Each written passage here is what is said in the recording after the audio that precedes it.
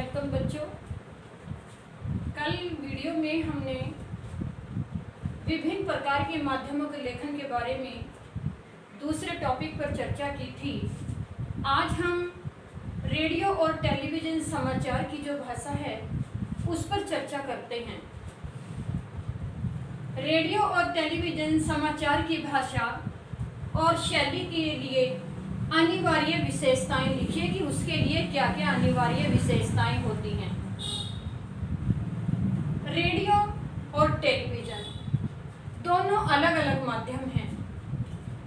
मैंने पहली वीडियो में भी आपको बताया था कि रेडियो के द्वारा हम केवल सुन सकते हैं, उसके ऊपर प्रस्तुत किए प्रोग्राम, कोई न्यूज या बहुत सारे इवेंट उसके ऊपर होती है, कमेंट्री वगैरह, हम केवल उनको सुन सकते हैं और उसकी समय सीमा निश्चित होती है।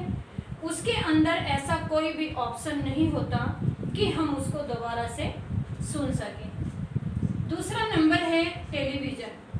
टेलीविज़न एक ऐसा माध्यम है जिसके ऊपर हम समाचार या आदि और भी कुछ एक्सेट्रा हम सुन भी सकते हैं और साथ में उनके चित्र देख भी सकते हैं। रेडियो जो है वो केवल श्रव्य साधन है, यानी कि सुनने का साधन है। टेलीविज़न जो है वो देखने का और सुनने का दोनों साधन है। तो इन दोनों की भाषा और शैली के लिए जो नियम होते हैं, वो उसकी विशेषताएं क्या होती हैं, वो इस प्रकार हैं। जब रेडियो और टेलीविज़न के लिए समाचार लिखे जाते हैं तो उनके जो बिंदु होते हैं उनकी ओर ध्यान देना अति आवश्यक है। नंबर 1, भाषा अत्यंत सरल और स्पष्ट होनी चाहिए। समाचार जब प्रस्तुत किए जाते हैं तो इसमें सबसे ज़्यादा मेन रोल एंकर का होता है। एंकर की जो भाषा होती है वो बहुत सरल होनी चाहिए और साथ में स्पष्ट होनी चाहिए। नंबर 2, भाषा में प्रवाहता होनी चाहिए। ऐसा ना हो कि एक शब्द रोक रोक करके हम दूसरा शब्द, तीसरा ऐसे करके बोलते रहें।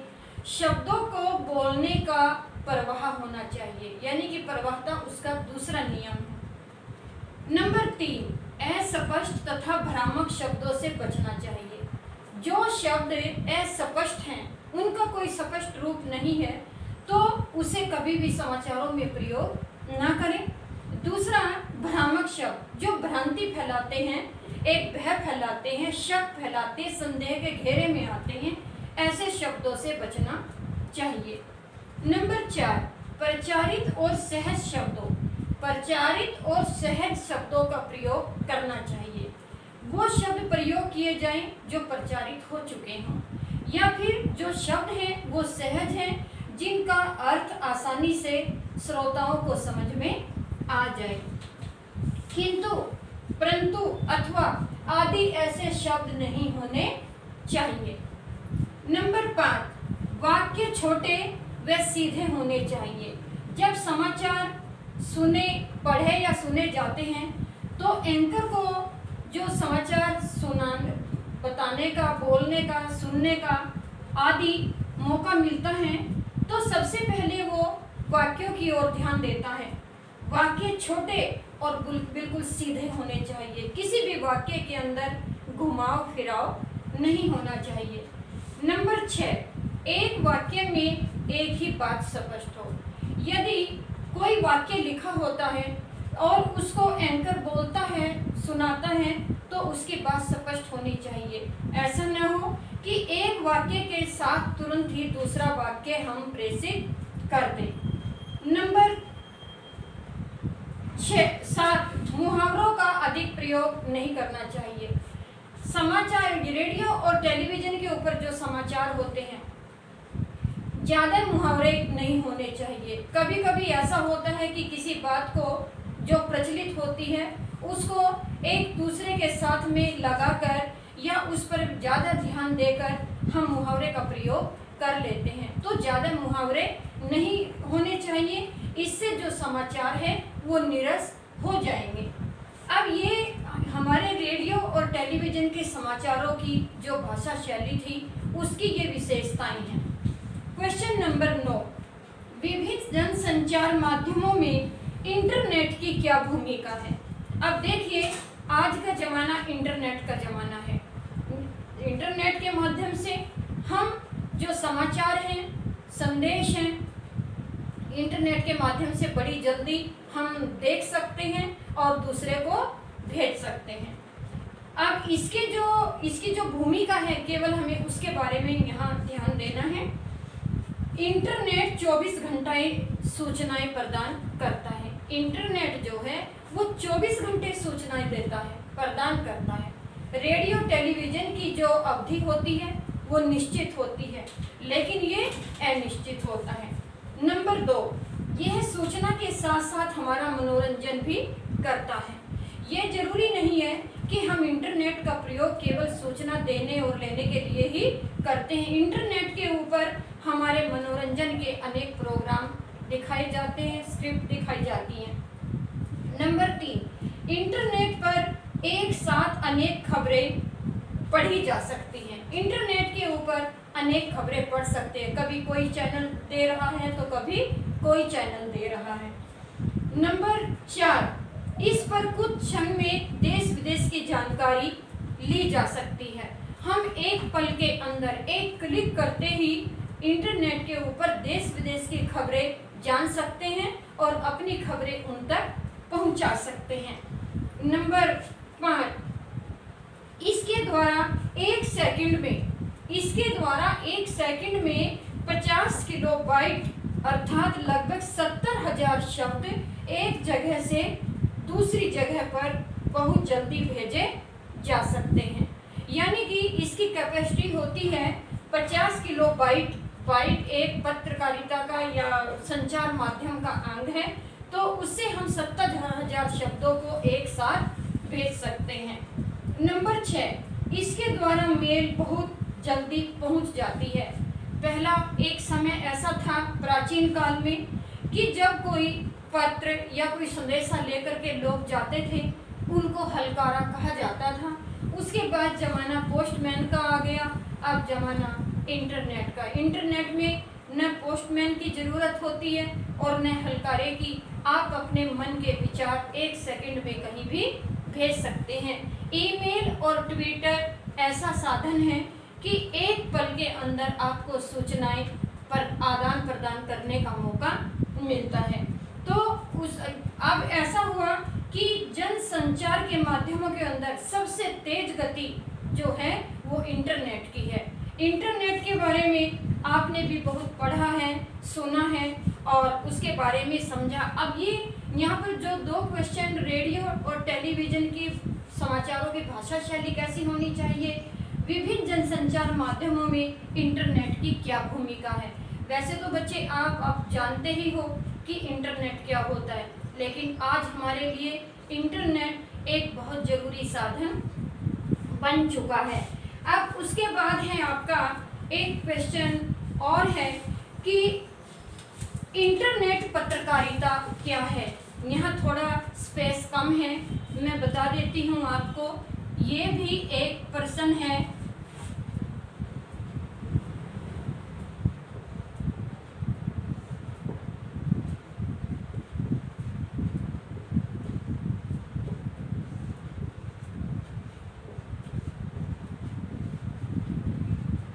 इंटरनेट पत्रकारिता क्या है।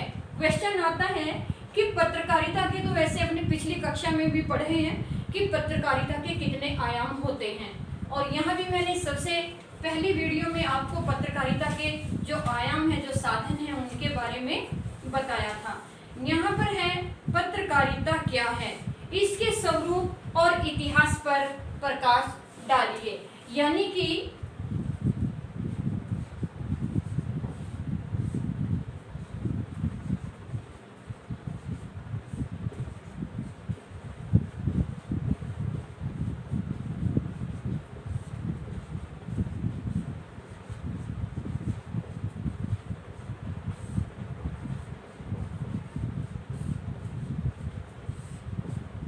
इंटरनेट पत्रकारिता क्या है, इसके स्वरूप व इतिहास पर प्रकाश डालिए।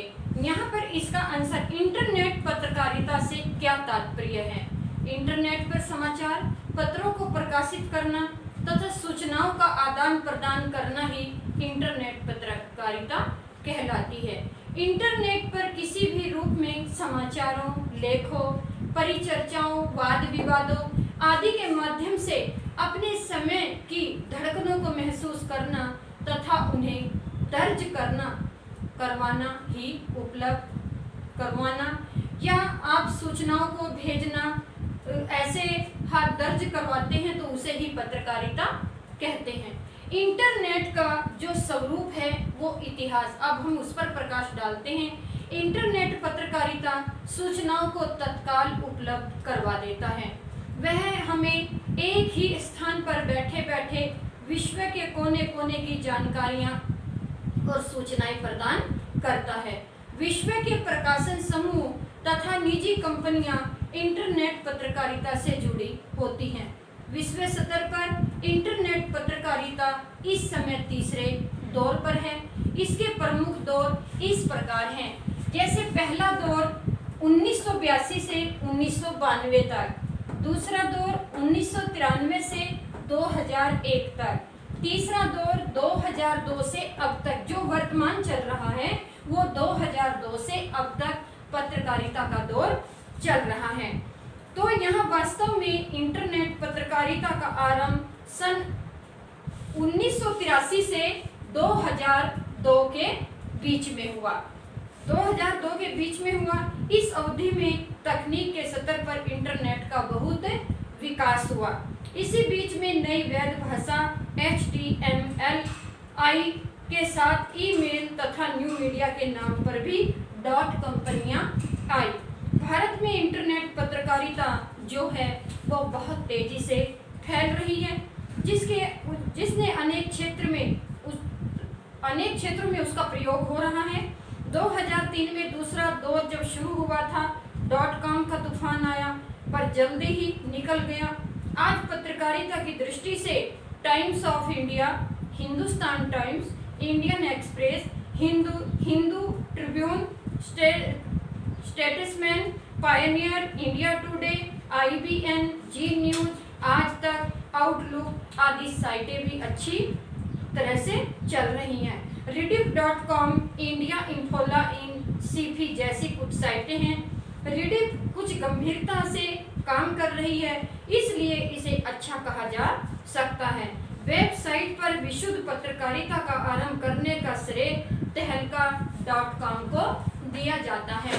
बच्चों, यहाँ पर आज ये पत्रकारी उसके माध्यम के जो आयाम थे लेखन के, आज ये आपका चैप्टर पूरा हो गया है और मुझे विश्वास है कि आपको सारे क्वेश्चन समझ में आ गए होंगे। आपकी पुस्तिका में पॉइंट टू पॉइंट सब कुछ लिखा हुआ है, तो आप सभी प्रश्न याद करेंगे और साथ में अपनी उत्तर पुस्तिका पर लिख करके भी लाएंगे।